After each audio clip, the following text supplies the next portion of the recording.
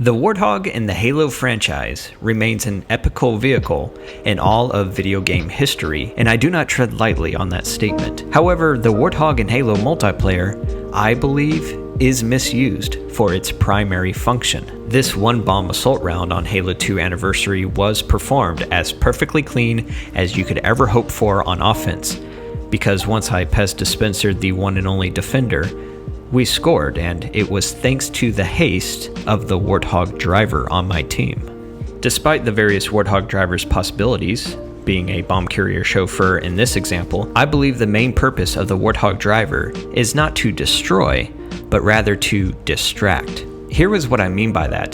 Bungie's concept of the Mongoose dates back to Halo 2, but gameplay implementation was not successful back then.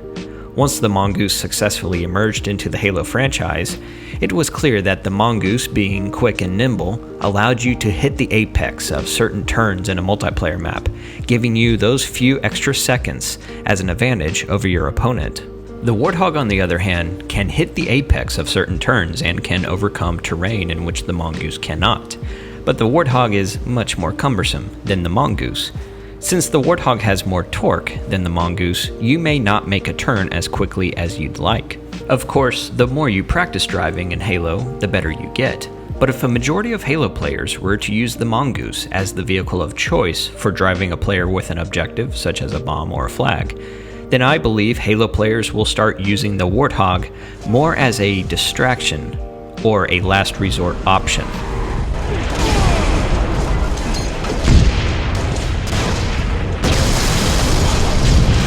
Of course, I don't mean a distraction by just driving into the fray with no strategy of survival, but in this case, we brought a Warthog to block one of the entry points to the base, and to perhaps cause turmoil for the other team with our gunner.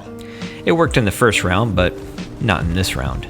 A prime example of how not to be a distraction for the other team while driving the Warthog is shown here, where my driver made us essentially 2 wounded goldfish in a piranha pool. Shooting at an enemy Warthog is a lot of fun. It's a big target, and you could get up to a triple kill if you destroy it. To be a successful distraction in the Warthog, you have to be unpredictable in your driving. You have to weave in and around the map, although some maps can be very restrictive. You expose your gunner for too long, you both pay the price, and the same player may not be as ambitious to get back in your Warthog. One of the best examples of players using the Warthog the way I believe it is supposed to be used was on a Halo 2 multi-bomb match on Coagulation. The blue team had only a driver and gunner, and I was certain that their bomb carrier was nowhere near our base yet, based off of how the match was being played out before this distinct clip segment. But their Warthog was retaining my attention because they were vulnerable, and a few more shots could have at least killed their gunner. Although this kept me and some of my teammates preoccupied on top of our base, therefore a sniper or some of their players with battle rifles could have picked us off. At some point, however, I had that wacky Halo intuition and made my way down from base topside and played defense for their bomb carrier had made their way into our base. But had one or two of my teammates maintained their attention on the Warthog, the match could have resulted in a very different outcome of the blue team scoring. I may not have had the backup I needed, and you get the point. The opposing team used the Warthog that same way during a few different attacks throughout the game, but earlier on in this game, our bomb carrier wanted to use the old stand on top of the Banshee trick, and with the Warthog I tried to distract some of the enemy players with battle rifles, so our bomb carrier could move on foot on the right side of the map or get on top of the Banshee. Admittedly, the opponent's sniper made things difficult for our bomb carrier. In classic Halo 2, the only vehicles with a proper seat for a bomb carrier is the Warthog and Spectre, and since we don't see the Spectre much, the Warthog is the most common method of getting your bomb carrier to the planting site the fastest, or else the bomb carrier is huffing it. But since the Warthog is a big target, fun to shoot at, and rewarding to the player who destroys it, it is clear to see how the Mongoose is much more appropriate to deliver an objective carrier. The reason why I made this video is because when I pick up a bomb or the enemy's flag in Halo, most of the time my teammates who are around me honk the horn of a Warthog instead of getting into an available Mongoose for a lower profile and a quicker vehicle for certain avenues. I would have used Halo 3 Valhalla gameplay to help support my point, but ever since I played Halo 3 on May 17th of 2020, Halo 3 seems to go haywire in the second half of a game. Hopefully that gets fixed.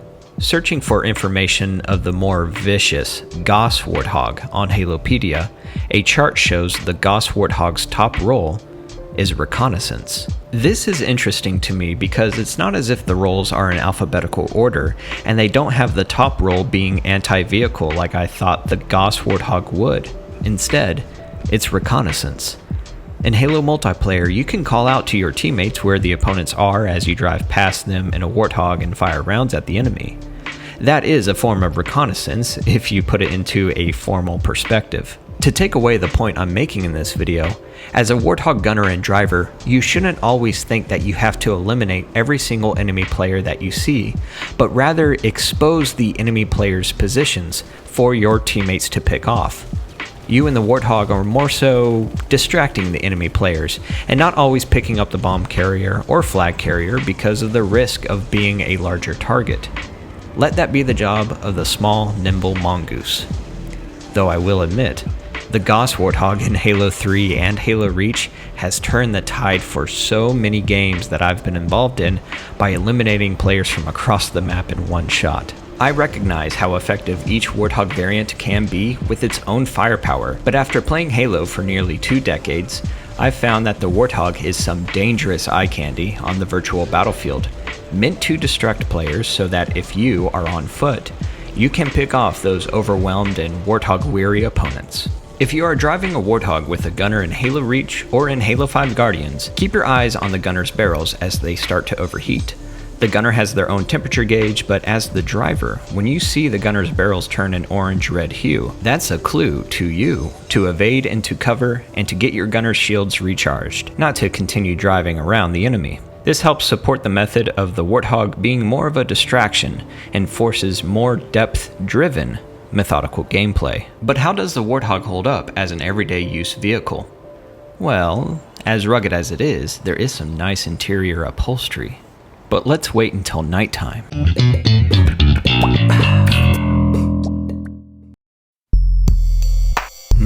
Yes. The interior lighting and dashboard hardware mimics that of a war room that clashed with a Ferrari, and AC units to keep you cool under pressure.